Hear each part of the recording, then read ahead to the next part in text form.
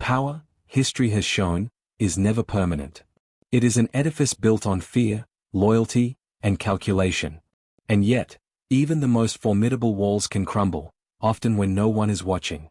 This is the story of a man who ruled with an iron fist, whose name inspired terror across continents. Yet, in the span of weeks, everything he had built, his empire, his influence, his control, would collapse under a combination of unforeseen betrayal, popular dissent, and the quiet mechanics of power. Every story of absolute power begins not in the halls of government, but in the corridors of ambition. He was not born a tyrant. He was molded by circumstance, by the political voids of his country, and by the unspoken rules of survival in a world where loyalty was currency, and fear was wealth. In his early 20s, he learned to navigate chaos like a seasoned general.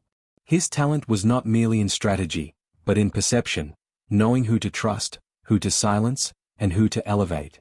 By the time the state recognized his potential, he was already indispensable. In a country fractured by corruption and discontent, he offered order, a firm hand, a clear vision. And the people, weary from decades of instability, embraced him not out of love, but relief. Absolute power requires not only charisma, but a machine, one that touches every aspect of society, silently, invisibly. From the media that whispered his praises to the security forces that ensured obedience, he constructed a network that was, for decades, near impenetrable. Critics were not merely silenced, they were erased. Dissent was a luxury none could afford. The machinery of control extended beyond the visible. It seeped into homes, schools, and even whispers on the streets. By the time the world looked, he seemed invincible. Yet, no empire, no matter how formidable, is without fault lines. Every system of absolute control carries within it the seeds of its undoing. And in the case of this dictator, those seeds were sown not by foreign powers, but by those closest to him. Power breeds envy, fear, and ambition. His inner circle, once loyal to a fault, began to fracture. Quiet alliances formed in shadows, plans took shape in whispers, and the first cracks appeared where he least expected. History remembers revolutions and coups, but it is often blind to the subtler forces that precipitate collapse. The betrayal that would topple him came not from a grand uprising, but from the silent, patient orchestration of those who had spent years within his confidence. These were not ordinary conspiracies. They were calculated, surgical strikes against the very foundations of his power. By the time the first whispers of rebellion reached the streets, the machinery that had once seemed infallible was already faltering. It began quietly. A resignation here, a defection there. Publicly, everything seemed normal. Privately, the empire teetered on the brink of collapse. And then, all at once, the walls fell. The dictator, once untouchable, was reduced to a figure of uncertainty and fear. No one predicted the swiftness. No one anticipated the finality. The fall was not marked by a single explosion or a dramatic confrontation, but by the accumulation of invisible fractures that had silently eroded his reign. The aftermath was complex. The world watched as a void emerged where power had once been absolute. Some celebrated, others mourned, and historians began to unravel the intricate web that had led to such a sudden collapse. Power is not wielded in isolation. It thrives through a network of loyalty, fear, and unspoken obligations. For decades, the dictator had built a meticulous hierarchy, men and women chosen not only for competence, but for their ability to obey without question. These were the architects of a fragile empire. Ministers, generals, and bureaucrats, each with their own ambitions, all serving a single purpose, to sustain the illusion of invincibility. And yet, beneath this disciplined exterior, subtle currents of resentment and rivalry began to swirl. In any regime built on fear, loyalty is transactional. It can be bought, borrowed, or stolen. And in those transactions, the seeds of betrayal are often sown. The dictator was surrounded by men and women whose devotion was conditional, whose ambitions sometimes outstripped their conscience. History would later reveal that these very individuals, once closest to him, would play pivotal roles in his downfall. Even absolute rulers are not immune to the pressures of society. No matter the force of propaganda or surveillance, the collective pulse of a nation can exert influence beyond any palace wall.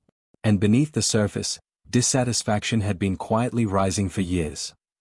Economic stagnation, inequality, and unfulfilled promises created an undercurrent of unrest. For decades, the people had whispered their grievances behind closed doors, unaware that these murmurs would one day become a roar.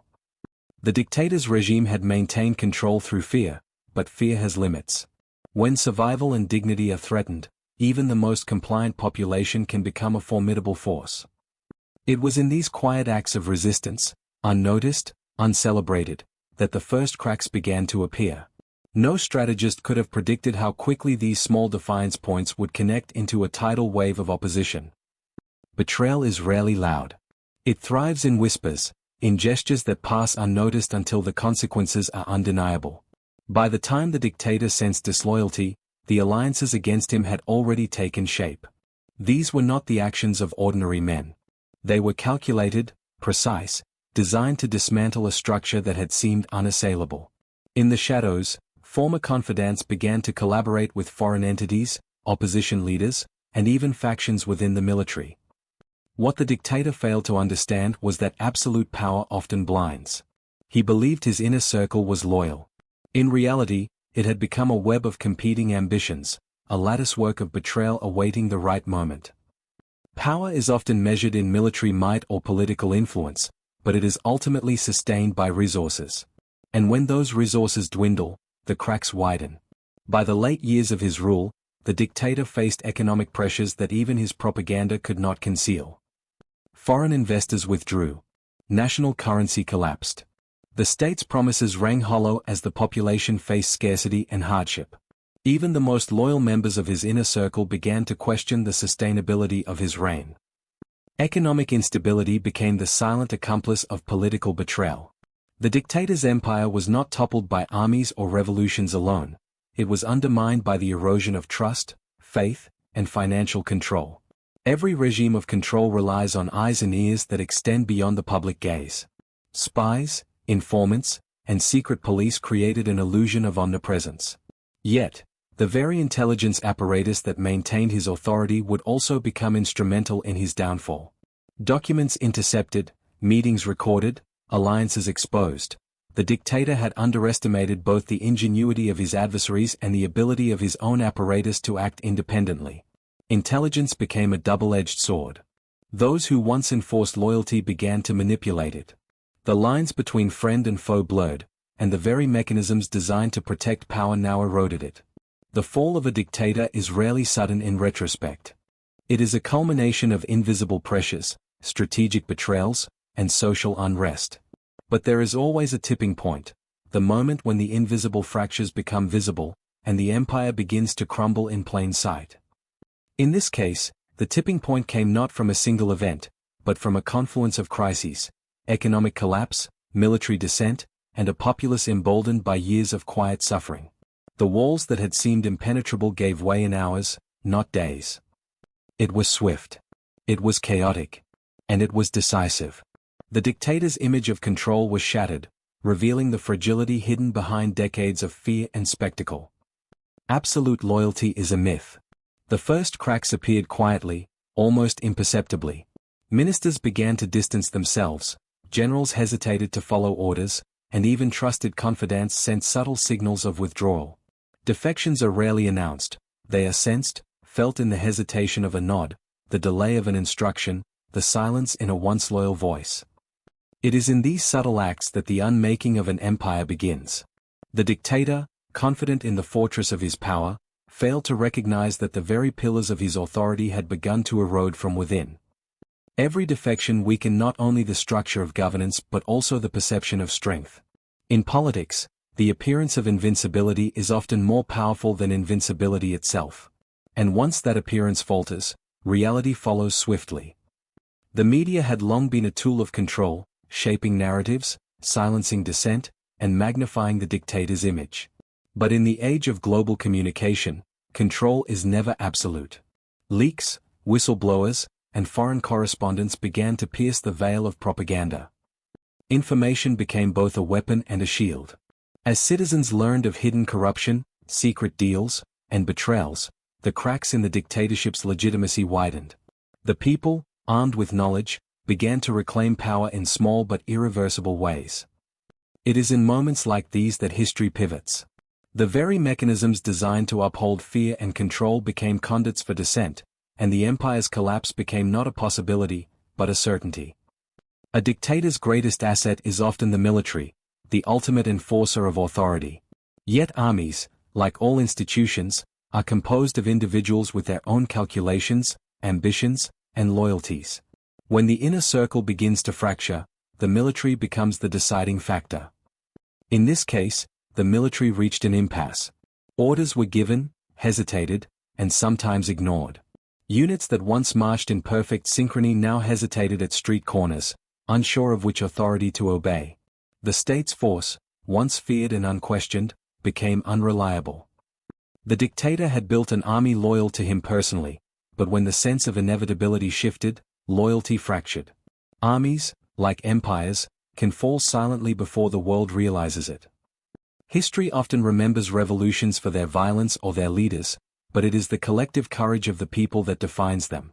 Across the capital, protests erupted, not as an isolated incident, but as a flood, unstoppable, relentless, and unplanned by any single hand. These uprisings were a manifestation of years of quiet suffering. For decades, citizens had endured scarcity, repression, and fear. The protests were not spontaneous, they were inevitable, a delayed but certain response to systemic neglect and oppression. The people's presence on the streets altered the calculus of power. What once seemed unassailable was now surrounded by the voices and bodies of those demanding change. Public dissent became the engine driving the collapse. No regime exists in isolation. As the dictator's authority waned, the international community watched closely. Diplomats, intelligence agencies, and foreign media began to exert pressure, signaling that isolation and condemnation were imminent. Economic sanctions, political isolation, and the threat of intervention amplified internal crises. The dictator, once confident of his sovereignty, now faced a global stage that no longer supported his narrative. The message was clear: the era of impunity had ended. External pressures, combined with internal fractures, hastened the collapse, ensuring that no strategy of delay or deception could prevent the inevitable. Every downfall contains a personal dimension. Within the palace, betrayal was intimate, quiet, and devastating. Trusted aides, lifelong advisors, and family members took part in decisions that would dismantle the empire from within. The dictator had underestimated the power of personal ambition and resentment. While he attended public ceremonies, decisions crucial to his survival were made behind closed doors, away from prying eyes. In these small, almost imperceptible acts, the final unraveling began. It is in betrayal that history often finds its most dramatic moments, not in grand battles, but in the quiet decisions of those who once swore loyalty. In the final days, authority is both visible and invisible. Streets emptied of official vehicles, ministers no longer answered calls, and the once feared dictator moved through a ghostly landscape of his own making. It is a peculiar and tragic moment when a ruler realizes the enormity of what has been lost, not through enemies' attacks, but through the silent erosion of loyalty and power. Every corridor, every empty office, every hesitant glance of a subordinate signaled the end. The final illusion of control crumbled with remarkable swiftness.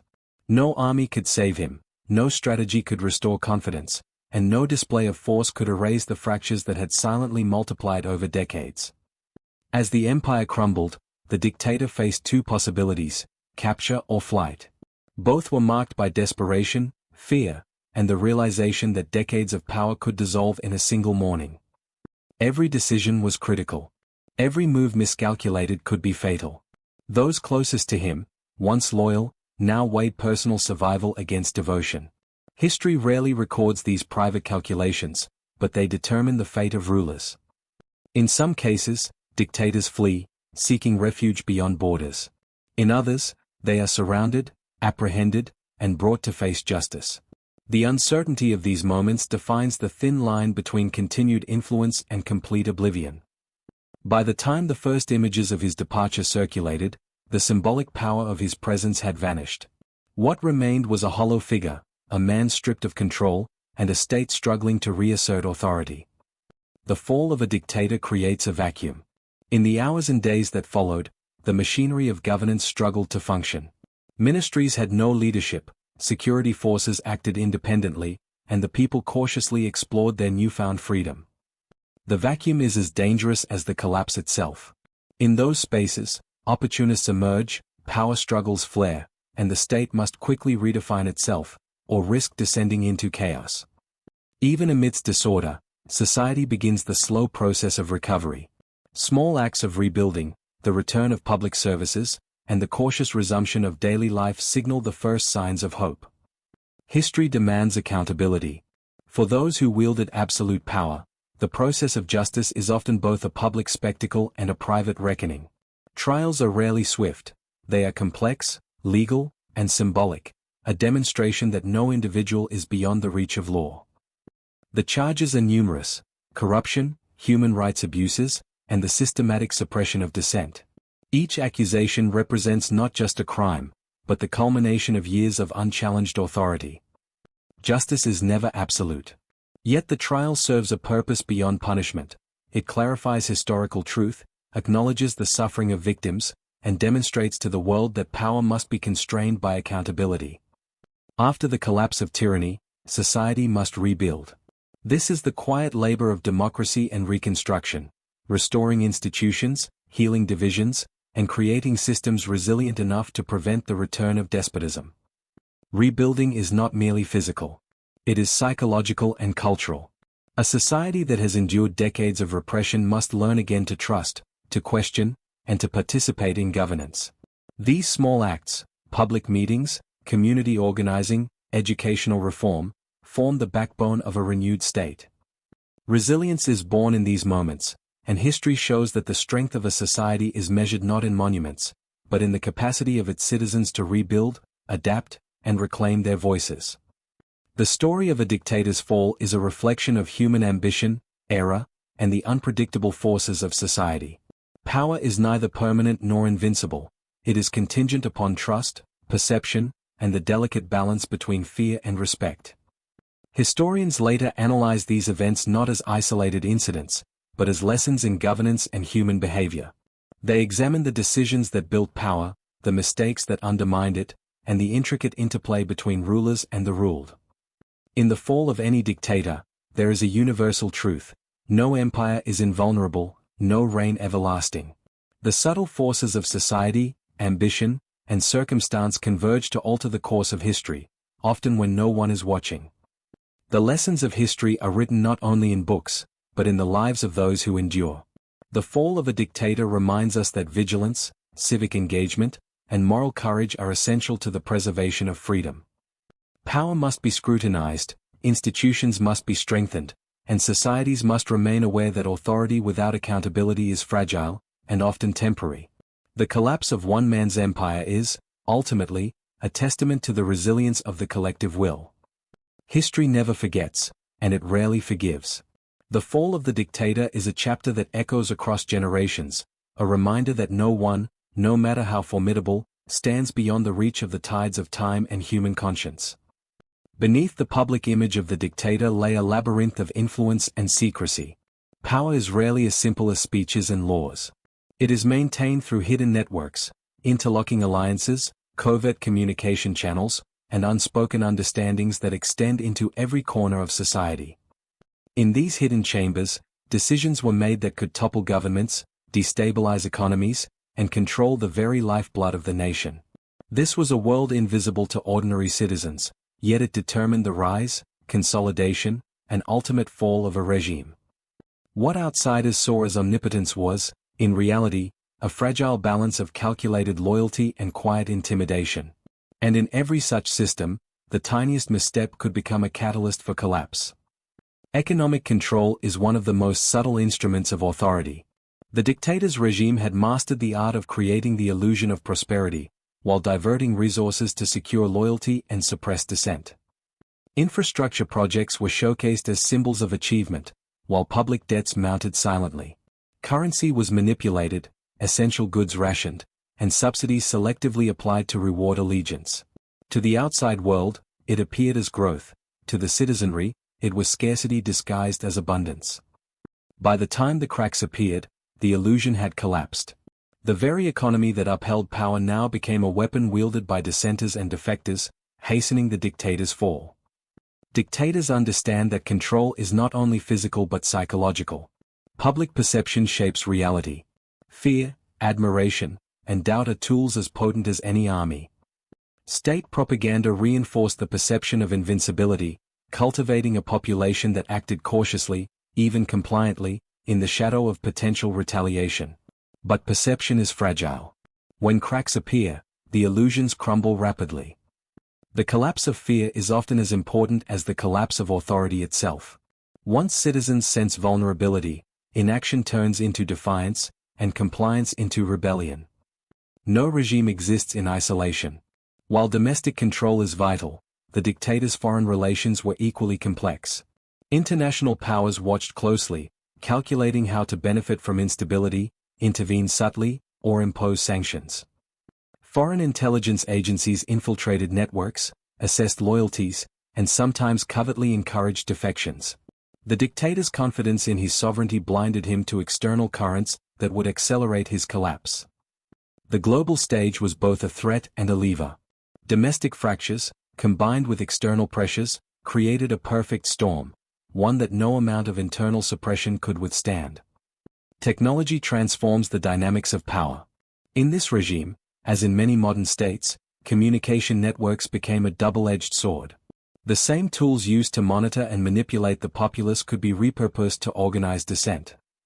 Information flowed faster than the state could suppress it. Viral videos, encrypted messaging, and international media coverage amplified dissent, exposing cracks that had long existed in secrecy.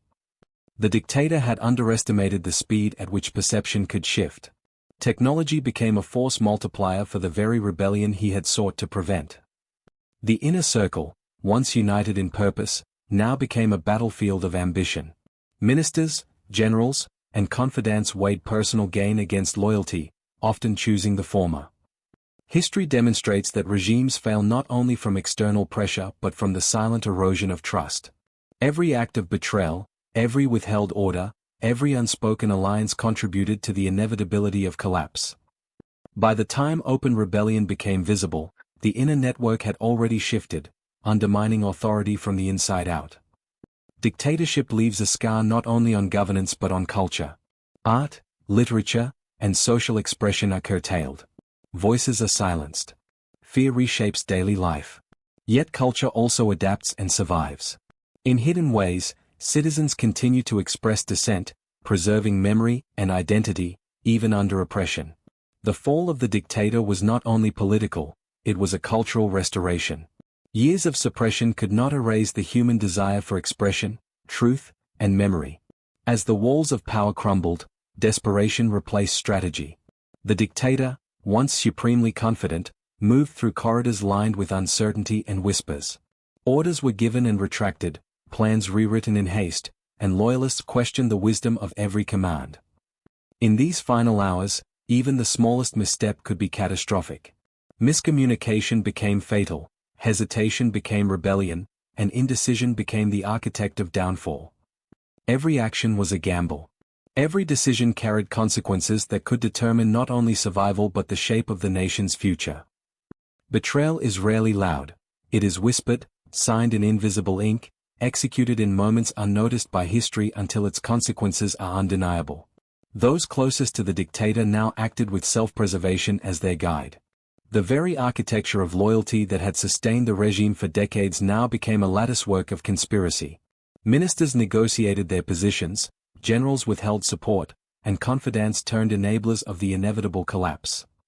History often remembers only the final fall, yet it is these quiet betrayals, invisible to the public eye, that shaped the trajectory of power and the speed of its collapse. The people sensed weakness. The streets, once silent with fear, now roared with the collective energy of a society reclaiming its voice. What began as whispers had transformed into a tidal wave of protest. The uprising was both spontaneous and inevitable. Years of repression, scarcity, and humiliation had accumulated, and the first signs of cracks became a flood of defiance. When the military faltered, the regime's final defenses collapsed. What had seemed invincible was suddenly vulnerable to the sheer force of human courage and collective action. External forces played a subtle but decisive role. Diplomats, international organizations, and foreign intelligence agencies watched closely, assessing opportunities to shape the unfolding events. Global pressure added another layer of complexity to an already volatile situation. Aid withheld, sanctions imposed, and diplomatic isolation amplified the internal crises, leaving the dictator increasingly cornered. The combination of domestic revolt and international scrutiny created a tipping point from which there was no recovery. It is said that history does not move in days, but in moments. The final hours of the dictator's rule were chaotic, unpredictable, yet inevitable. Orders were ignored, alliances shattered, and the machinery of power ground to a halt. By the time the first public reports of open defection surfaced, the regime had ceased to function. What had been projected as omnipotence was revealed to be brittle and fragile, held together by fear and obedience that had evaporated. The collapse was total, yet silent in its swiftness. There was no grand battle, no dramatic confrontation. It was the culmination of decades of quiet disloyalty, structural weakness, and societal resistance. History is not only written by rulers but lived by citizens. The stories of those who endured repression provide the human dimension of political collapse. They reveal resilience, courage, and the slow reclamation of identity. These narratives remind us that tyranny affects more than governments. It touches every life, every decision, every hope for a future. And yet, in their endurance, societies demonstrate an extraordinary capacity to recover. Accountability follows collapse. Trials serve as both legal and symbolic instruments, delineating right from wrong, injustice from legitimacy. The dictator faced a reckoning not just with law, but with history itself. The process is never purely judicial. It is also cultural and psychological. It re-establishes trust in institutions, affirms the value of accountability, and signals to future generations that power is not absolute. Trials are not perfect. They cannot undo suffering. But they codify history, provide closure for victims, and document the truths that authoritarian regimes often sought to erase. After collapse comes reconstruction. Society does not rebuild overnight. It begins in small, deliberate acts, repairing infrastructure, restoring education, reigniting commerce, and renewing civic engagement. Rebuilding is also psychological. Trust must be restored. Fear must be overcome. Generations raised under oppression must learn to navigate freedom responsibly. This is the slow labor of democracy and recovery. Memory and history are reconstructed alongside infrastructure. Monuments, archives, and education serve as reminders of past injustice and guides for a more resilient future. The fall of a dictator offers enduring lessons. Absolute power is fragile. Loyalty is conditional. Fear can maintain obedience, but not love or legitimacy. Societies are resilient when empowered, and fragile when suppressed. History teaches that no regime can survive indefinitely without accountability, transparency, and respect for human dignity. The collapse of tyranny is as much a story of human courage as it is of political failure. Ultimately, the rise and fall of power is a reminder. The course of history is not written by rulers alone, but by the interplay of institutions, individuals, and societies unwilling to remain silent. Even at the height of power, no ruler is immune to unseen forces. Beneath the surface of protocol and ceremony, secret networks operate, ambitions intertwining, rivalries simmering, loyalties tested in silence. These conspiracies are not always aimed at overthrowing authority. Often, they are subtle, designed to influence decisions, redirect resources, or position individuals for advantage when instability arrives. History reveals that it is these quiet manipulations that often determine the outcome of seemingly absolute power. A miscalculated alliance, a delayed order, or an overlooked slight can cascade into a regime's undoing. To understand the fall of a ruler, one must also understand the mind behind the throne. Absolute power often creates a unique psychology, a mixture of paranoia, overconfidence, and isolation. Isolation breeds misjudgment. The dictator, surrounded by yes-men and enforcers, interpreted caution as betrayal and loyalty as opportunism. Fear became the lens through which every action was measured, often leading to decisions that unintentionally accelerated collapse. Paranoia, reinforced over decades, blinded the ruler to the subtle shifts in loyalty that history would later recognize as the beginning of the end. Economics is the lifeblood of power. When a state's economy falters, the consequences extend far beyond finance. They destabilize loyalty, erode trust, and amplify public discontent. In the final years, the dictator's policies created artificial stability, while wealth was concentrated among the elite. Scarcity became ordinary, and hardship became ubiquitous. What was once a population compliant through fear now became restless, capable of challenging authority in unprecedented ways. Economic mismanagement does not topple regimes alone, but it primes society for the tipping point, weakening the very structures that uphold authority. Information is power. The dictator's intelligence networks were vast, reaching into every sector of society. Yet, intelligence can also betray. When agents begin to question orders, withhold critical reports, or secretly collaborate with opposition forces, the very tools of control become instruments of collapse. The irony is stark. What was designed to preserve authority instead amplified vulnerability. In the shadows, conspiracies intersected with public discontent, accelerating the inevitable. No empire falls without the pressure of its citizens. For decades, fear silenced voices, yet beneath the surface, defiance endured, often expressed in small, almost invisible acts. These acts accumulate. A whispered rumor, a shared photograph, a covert meeting, all sow seeds that grow into collective action.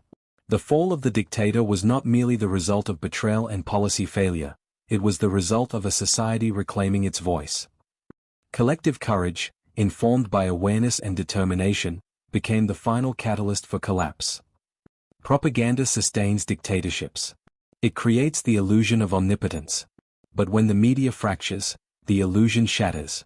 Leaks, independent journalists, and citizen reporting became weapons of unprecedented power.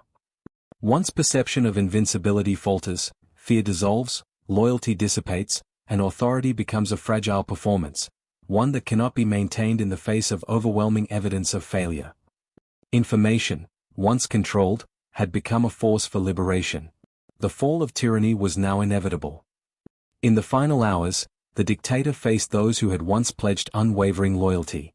Generals, ministers, and confidants were no longer allies, they were arbiters of fate. Each conversation, each command, carried the weight of life and death, not only of the ruler, but of the nation itself. These confrontations were not marked by dramatic gunfire or violence, but by hesitation, doubt, and subtle defiance. The most loyal officers wrestled with conscience, while opportunists positioned themselves for survival after the fall. In history, it is often hesitation and silence, rather than bullets or speeches, that determine the outcome of empires. The final confrontation is internal, psychological, and unseen, but decisive. As the inner circle faltered, the capital itself began to unravel. Key government buildings were abandoned, ministers and officials disappeared, and the machinery of governance ground to a halt. Fear, once a tool of control, now incubated chaos. Chaos was not merely destructive, it was transformative. Citizens, long silent under fear, now filled the void left by a collapsing state. Streets became classrooms, offices became meeting spaces, and public squares became forums for discussion and action. The collapse of authority is both sudden and cumulative. Each retreat, each defection, each act of courage accelerated the downfall, creating a momentum that no single act of suppression could reverse.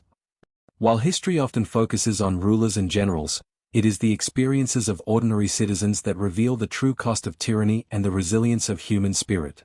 People navigated scarcity, fear, and violence, often in silence, until the moment of liberation arrived.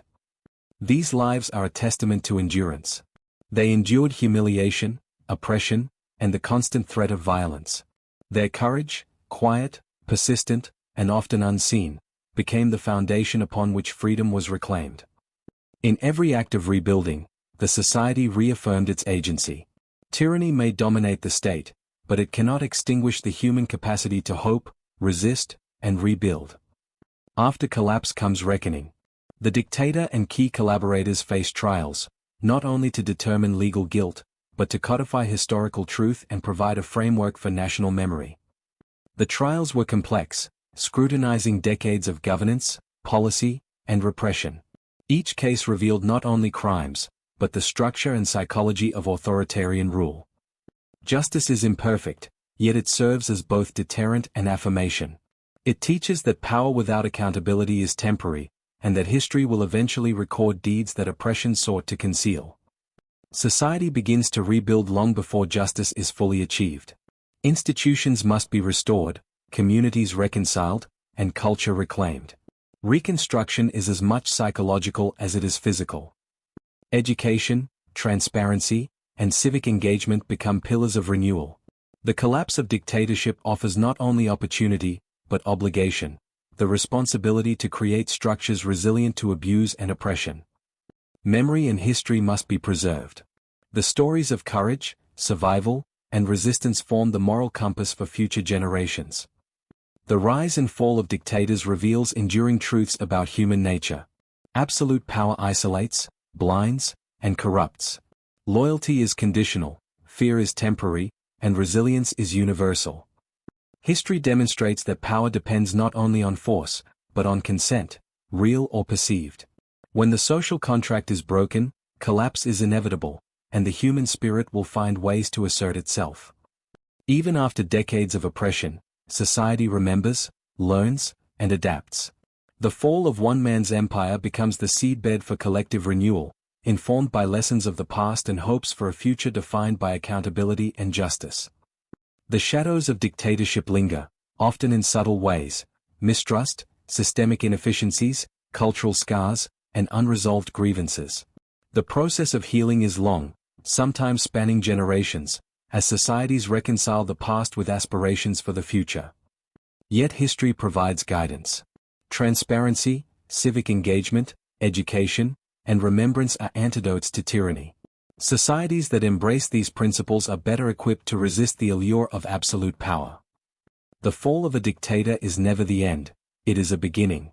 A test of resilience, a reminder of human agency, and a call to future generations to remain vigilant against the seduction of unchecked authority.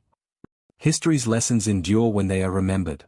Tyranny rises in the silence of compliance, in the neglect of oversight, and in the erosion of civic virtue. Collapse arrives when courage, truth, and collective action assert themselves.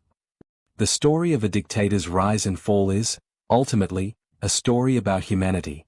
About power and ambition, fear and courage, oppression and resilience. It is a reminder that societies are stronger than rulers, that the human spirit endures, and that history, when observed carefully, always provides lessons for those willing to see them.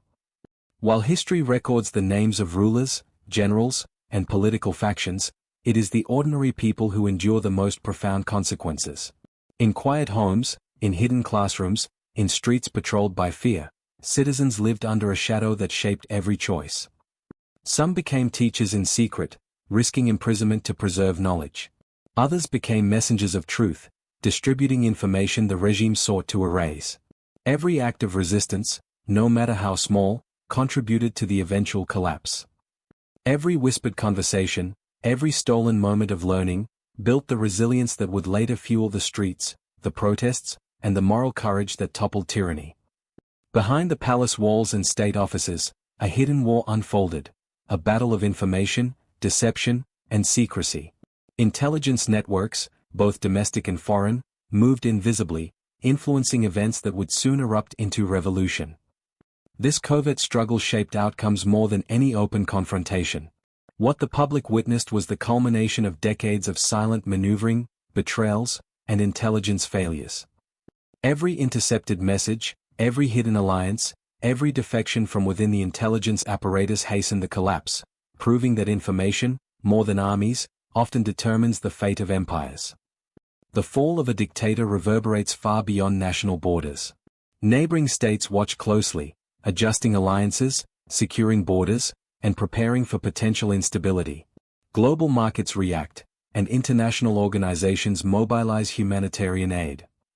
The dictator's downfall created a domino effect, affecting trade, diplomacy, and security across the region. Refugee flows, cross-border aid, and international media coverage transformed a national crisis into a geopolitical event. History is rarely confined to a single nation. The collapse of tyranny demonstrates how interconnected societies have become, and how the consequences of power extend far beyond the palace walls. Culture often flourishes in secret, even under oppression. Music, literature, theater, and visual arts became subtle forms of resistance. While public expressions were monitored and censored, private creativity persisted. These acts of creation were more than aesthetic, they were acts of defiance, asserting identity, memory, and hope against a backdrop of fear. When the regime collapsed, these cultural expressions became a powerful record of resilience and courage. Art became both a memory of oppression and a celebration of liberation, shaping how future generations understand the past. The effects of dictatorship are not limited to politics, they are psychological and generational. Fear, mistrust, and trauma persist long after the fall of a regime. Healing requires deliberate effort, education, and societal reflection. Through narrative, memory, and collective engagement, societies begin to confront trauma.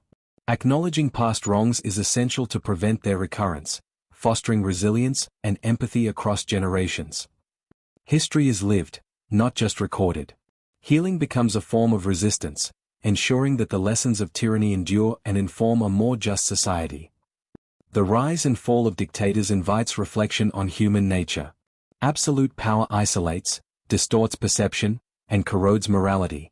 Yet it also illuminates resilience, solidarity, and the capacity of societies to resist oppression. History repeatedly shows that power is not permanent. Institutions, norms, and human conscience shape its longevity. Tyranny collapses when fear is replaced by courage, secrecy by transparency, and isolation by collective action. The story of tyranny is, ultimately, a story about the human condition, our capacity for ambition, cruelty, resilience, and redemption. Absolute power is isolating. As the regime crumbled, the dictator found himself alone, surrounded by walls that once symbolized authority, now echoing with silence. Decisions became impossible, not for lack of information, but because trust had evaporated. Fear had transformed into abandonment. The advisors who once whispered strategies and flattery now whispered caution to themselves, leaving the ruler to confront not enemies, but his own miscalculations and isolation. In these hours, paranoia intensified. Every shadow, every silence, became a threat. The mind of a dictator under collapse is a battlefield, where delusion and reality collide, and the weight of decades of fear and control crushes every rational thought. The uprising had transformed into a tide that could not be stemmed. Fear had dissipated, replaced by collective purpose. Streets became theaters of defiance, neighborhoods became strongholds of determination, and the city itself became a living rebellion. Every act of defiance built momentum. The once invincible security forces faltered, unwilling to confront a populace that had lost all fear. The city's infrastructure, roads, bridges, squares, became stages for history, and ordinary people became actors of monumental consequence. The collapse was chaotic, unpredictable, yet inevitable. The sheer force of collective courage overpowered the tools of oppression, demonstrating that societal will, when awakened, is more potent than any army. The dictator's fall was not merely a domestic event. Governments across the world reassessed their strategies, humanitarian organizations mobilized, and media broadcasted the nation's upheaval in real time. Global attention added pressure. The regime's international support eroded as allies withdrew or hedged their bets. Aid was conditioned, borders monitored, and public opinion leveraged against the remnants of power. The fall of tyranny in one nation reminds the world that domestic actions resonate beyond borders, influencing diplomacy, trade, security, and collective conscience. Even in the final hours, pockets of resistance attempted to uphold the regime. Yet loyalty, once assumed to be absolute, had fractured. Commands were ignored, orders misinterpreted, and authority itself became a hollow concept. The last defenders faced a stark realization: power resides not in weapons alone, but in legitimacy and consent. Once these vanish, even the most disciplined forces are powerless. The collapse brought both chaos and liberation. Daily life, disrupted for decades, suddenly shifted. Markets reopened, schools began to function, and public institutions cautiously resumed operations. The immediate aftermath of tyranny is never orderly.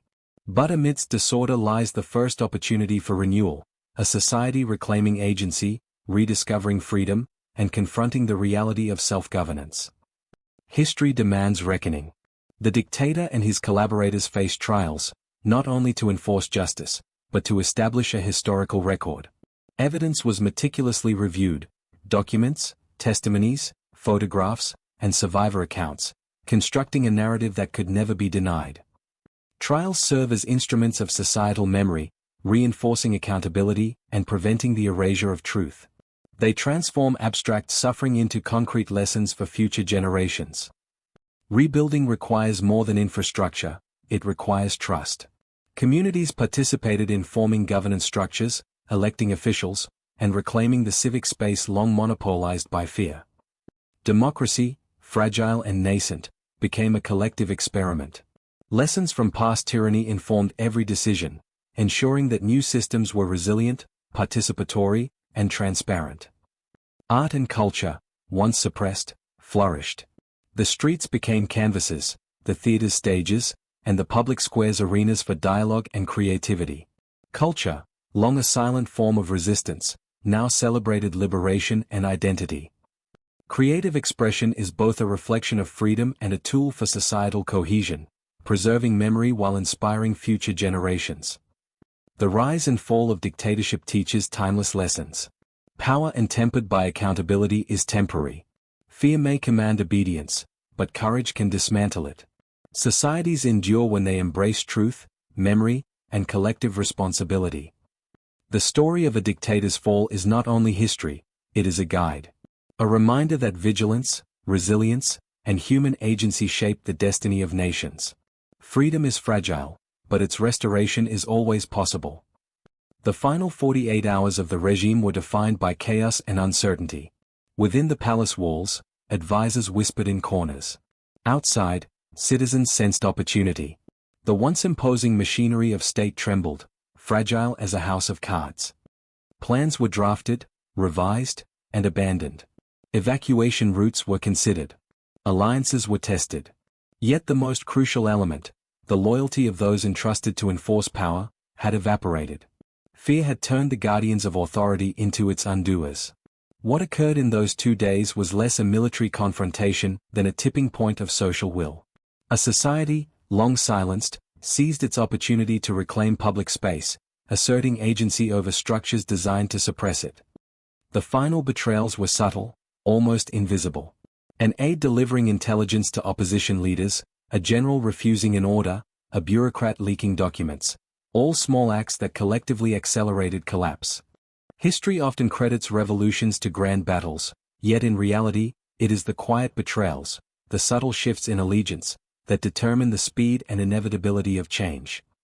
The most profound acts of resistance were often invisible.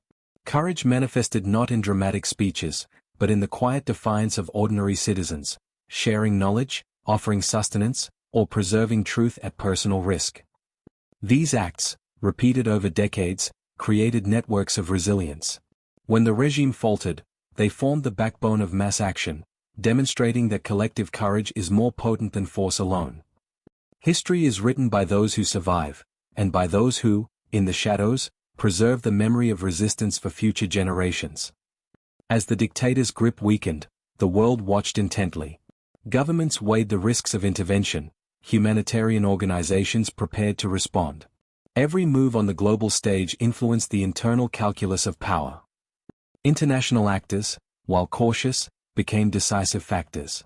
Sanctions, diplomatic pressure, and intelligence exchanges reshaped the landscape, isolating the regime and validating the citizens' efforts. Global attention did more than inform, it empowered. It reinforced the belief that tyranny is never immune to external accountability and that local courage can resonate worldwide. The fall of the regime was sudden yet inevitable. Government buildings emptied, orders ceased, and the streets became arenas of liberation. The population, long constrained by fear, now occupied every public space, reclaiming their right to exist and to speak. Liberation was both immediate and symbolic. The physical control of the state had ended, but the restoration of dignity, agency, and public life began immediately, piece by piece, street by street. Justice served multiple purposes. It punished wrongdoing, documented history, and restored faith in societal structures. While imperfect, it established a moral framework for the future, asserting that power without accountability is ephemeral. Rebuilding extends beyond bricks and mortar. Trust, social cohesion, and civic responsibility must be restored. Communities collaborated, rebuilding governance from the ground up, informed by lessons from decades of repression. Reconstruction is iterative, fragile, and slow. But it embodies the resilience of societies, the determination to prevent repetition of past mistakes, and the assertion of collective agency in shaping the future. The scars of tyranny extend far beyond political collapse. Generations born under fear inherit not only disrupted education and lost opportunity, but a quiet, persistent anxiety. Healing begins slowly, in classrooms, in family conversations, in community rituals that acknowledge past pain. Societal recovery requires more than infrastructure. It requires addressing trauma, rebuilding trust, and providing spaces for collective reflection. Memory becomes both a balm and a warning, a reminder of the consequences of unchecked power. Healing is intergenerational. It demands that lessons are transmitted, not just recorded. Without acknowledgement, societies risk repeating the mistakes of the past, as fear and silence may resurface in new forms. The rise and fall of tyranny invites deep reflection. Power, when unchecked, isolates the individual and corrupts institutions. Loyalty maintained through fear is temporary, and obedience imposed through violence is fragile. Yet human societies are resilient. The collapse of a regime demonstrates that collective courage, moral clarity, and civic responsibility ultimately outweigh oppression. The exercise of power is inseparable from accountability, transparency, and ethical governance. History teaches that tyranny is never absolute, that vigilance is required, and that morality and collective conscience are the bulwarks against the seduction of unchecked authority. The fall of a dictator resonates beyond national borders. Neighboring nations adjust policies, markets recalibrate, and regional alliances shift. Refugee movements, humanitarian interventions, and international monitoring become part of a new geopolitical reality. Global attention underscores the interconnectedness of modern society. The internal collapse of a state becomes an international event, influencing trade, security, and diplomacy for years to come. The lessons of tyranny are not confined within borders. They inform international norms, alliances, and the global understanding of justice and accountability. Memory is the cornerstone of resilience. Historical narratives shape collective identity and inform the moral compass of future generations. Societies that preserve truth and document oppression equip themselves to resist its recurrence. Documentation is not merely academic, it is moral. It preserves lessons, honors courage, and reminds future citizens that freedom is fragile and must be actively maintained. Education is both a safeguard and a weapon against tyranny. Teaching history, critical thinking, and civic responsibility fosters informed citizens capable of resisting oppression and contributing to societal renewal. Generations raised under dictatorship must be equipped not only with knowledge, but with the ethical frameworks to prevent repetition of past mistakes. The restoration of governance is inseparable from civic participation. Communities organized, debated, and collaborated to rebuild institutions. Power, once concentrated and absolute, became distributed and accountable. Participation in governance is not a privilege, it is a responsibility. The legacy of tyranny teaches that societies flourish when citizens exercise agency, oversight, and shared decision-making. The fall of a dictator is not the end of history, but the beginning of reflection. It teaches that absolute power is always temporary, that fear can suppress but never extinguish human agency, and that resilience, courage, and collective action shape the destiny of nations. The story of tyranny is ultimately a story of humanity, of ambition and cruelty, of endurance and courage, of oppression and redemption. Freedom is won not only through revolt, but through vigilance, education, culture, and memory. While the world saw only the public face of tyranny, a hidden network of resistance operated silently, invisibly, threading through neighborhoods, schools, and workplaces.